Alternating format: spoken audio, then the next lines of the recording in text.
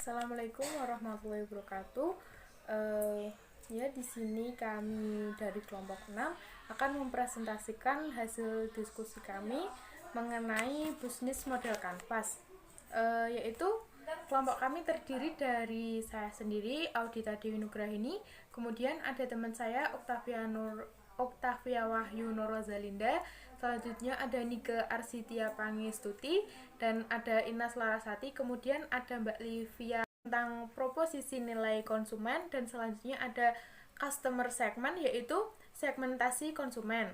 Yang selanjutnya ada channel yaitu saluran, dan ada revenue streams yaitu sumber pendapatan, kemudian ada key resource yaitu sumber daya, dan customer relationship yaitu hubungan konsumen. Selanjutnya ada key activities yaitu aktivitas yang dijalankan, ada key partners yaitu partner kunci, dan cost.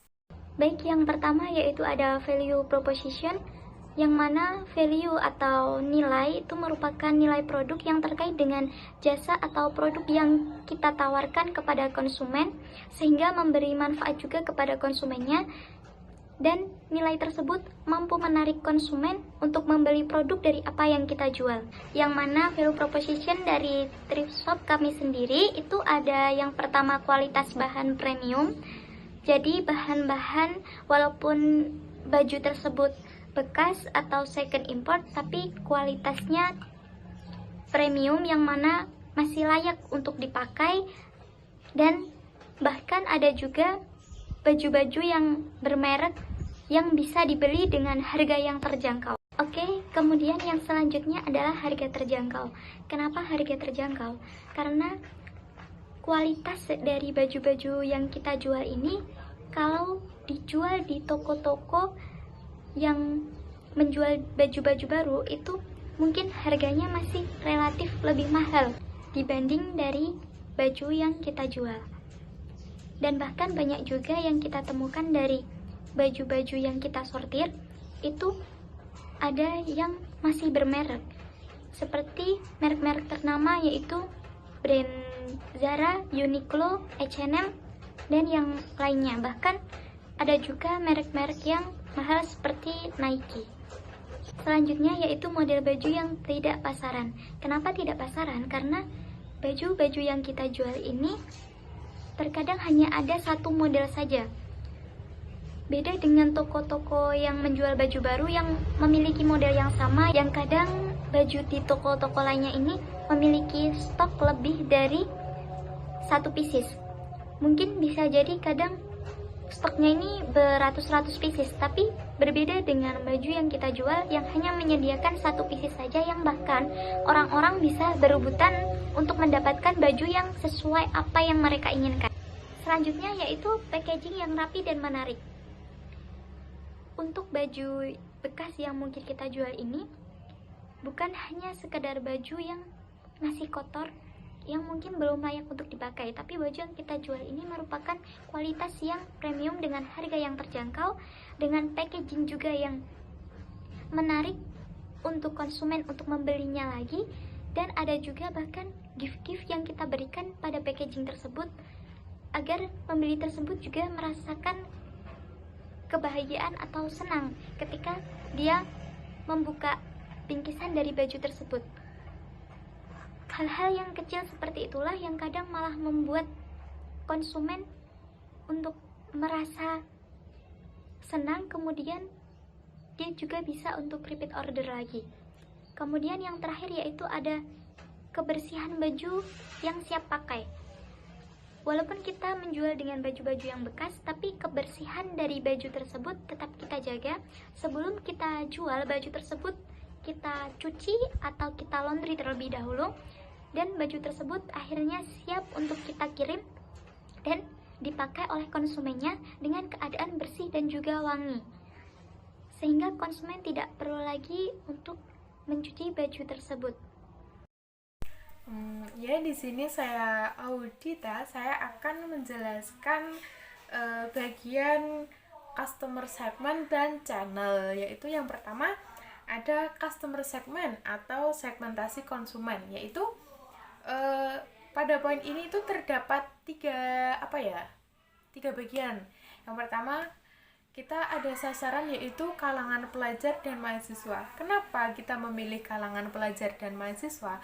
Karena di usia pelajar itu seseorang mencari jati dirinya, bagaimana orang tersebut itu berpenampilan se-perfect mungkin agar mereka itu memiliki kayak terlihatlah jati dirinya. Jadi di mana usia remaja itu orang-orang pastinya pengenlah berpenampilan yang fashionable. Kemudian ada masyarakat yang lebih tertarik dengan barang yang thrifting, yaitu ini ada kaitannya dengan poin 3 yang dimana itu masyarakat tertarik dengan barang murah, yaitu jadi mereka itu memilih barang thrifting, yaitu barangnya lebih murah. Dengan harga yang murah, mereka itu bisa mendapatkan barang yang bagus dan mereka itu bisa tetap menjaga penampilan mereka, bagaimana mereka bisa berpenampilan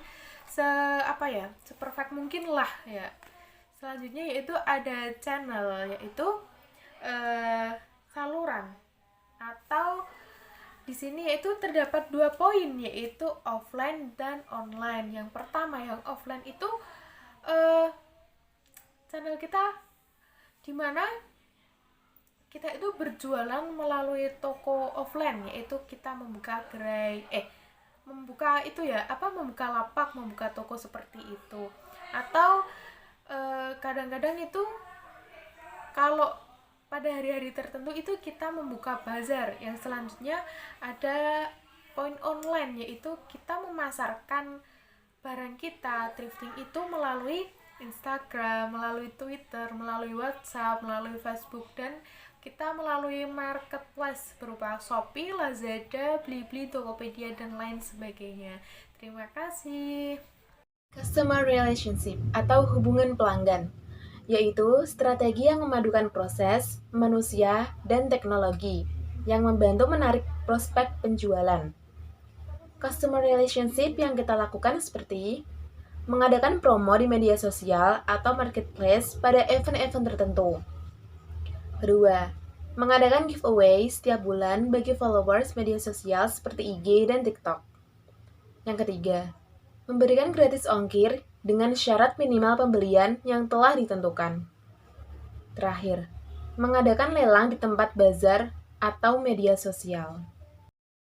Oke, di sini saya akan menjelaskan mengenai revenue stream, yaitu aliran pendapatan suatu perusahaan yang kemudian akan dikembangkan lagi, atau istilahnya yaitu sumber dana dari suatu usaha tadi. Nah, sumber dana ini itu bisa didapatkan dengan 2 cara. Yang pertama dengan penjualan. Misal suatu bisnis baju, berarti didapat dengan cara penjualan baju. Dan ada banyak sekali model-model baju yang dapat kita jual atau dapat digunakan untuk bisnis. Misal ada model baju jenis kemeja, jenis hoodie, t-shirt atau kaos oblong, dan lain sebagainya.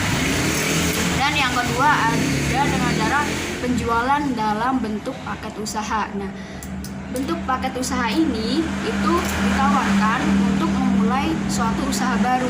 Biasanya paket usaha ini ditawarkan dengan harga yang lebih murah, atau biasanya kita kenal dengan istilah reseller. Jadi oleh reseller tadi akan diperjualbelikan lagi. Dan yang kedua ada poin yang kedua ada key resources, yaitu sumber daya yang harus dimiliki oleh suatu perusahaan agar dapat mewujudkan value proposition mereka. Nah, di sini ada 4 poin. Yang pertama yaitu harus mempersiapkan barang. Misal kita ingin menjual baju, berarti kita harus mempersiapkan baju tadi. Harus ingin menjual baju yang model seperti apa, itu harus kita siapkan dari awal. Dan yang kedua ada karyawan. Jadi kita harus mempersiapkan karyawan. Kita harus merancangnya, menginginkan berapa karyawan, menginginkan karyawan yang laki-laki atau perempuan, dan sebagainya. Yang ketiga ada perlengkapan. Kalau perlengkapan ini menurut aku udah masuk ke bagian yang pertama tadi, yang mempersiapkan barang ya. Dan yang terakhir ada packing, yaitu mengemas barang yang sudah dibeli oleh konsumen yang tempatnya lebih jauh atau tidak bisa dijangkau oleh kita untuk mengetahuinya. Jadi kita harus memaking. Oke. Baik, selanjutnya saya akan menjelaskan bagian ketujuh, yaitu tentang key partners, partner kunci. Dalam event thrift ini ada supplier dari thrift shop dan toko thrifting lainnya dan ekspedisi. Seperti itu. Terima kasih. Selanjutnya saya akan menjelaskan key activities atau aktivitas yang dijalankan. Key activities adalah semua aktivitas yang berhubungan dengan produktivitas bisnis yang berkaitan dengan sebuah produk, di mana kegiatan utamanya adalah menghasilkan proposisi nilai. Aktivitas yang kita jalankan yaitu yang pertama, penjualan baju thrifting. Yang kedua, melakukan promosi melalui media sosial. Media sosial ini bisa menggunakan WhatsApp, Facebook, Instagram, dan lain sebagainya. Yang ketiga yaitu terdapat sistem chatting antar customer dan store. Yang terakhir yaitu cost struktur atau struktur biaya. Cost struktur adalah rincian biaya yang dikeluarkan oleh perusahaan untuk menjalankan suatu bisnis agar bisnis bisa berjalan secara efisien, meminimalisasikan risiko kerugian, dan menentukan proposisi nilai yang tepat bagi pelanggan. Nah, pengeluaran yang banyak digunakan dalam bisnis ini ialah yang pertama biaya pengemasan barang, yang kedua yaitu biaya karyawan. Sekian yang dapat kelompok kami jelaskan, kurang lebihnya mohon maaf. Wassalamualaikum warahmatullahi wabarakatuh.